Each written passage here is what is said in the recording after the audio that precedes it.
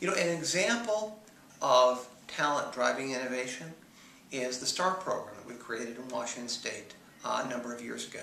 The STAR program is kind of simple.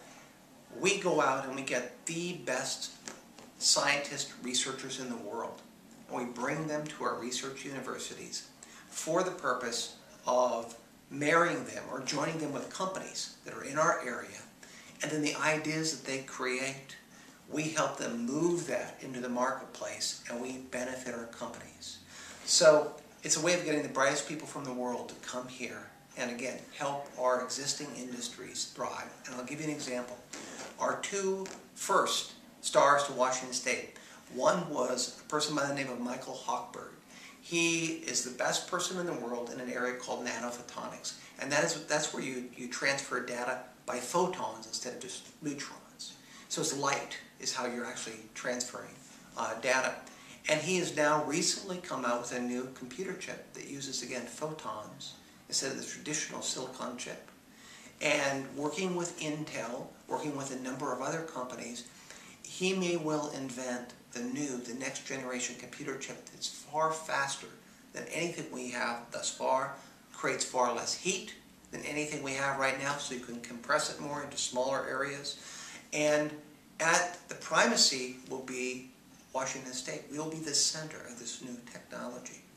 And took very little of investment on our part for that stars to bring him here. I think for him it was probably in the vicinity of $2 million. And if you can imagine an entire new industry being created for that very small investment, again, talent driving this new innovation, I think that's pretty remarkable. The other star that we have, her name is Birgitte Ahlring. We recruited her from Denmark. She is the world's expert in what's called cellulosic biofuels.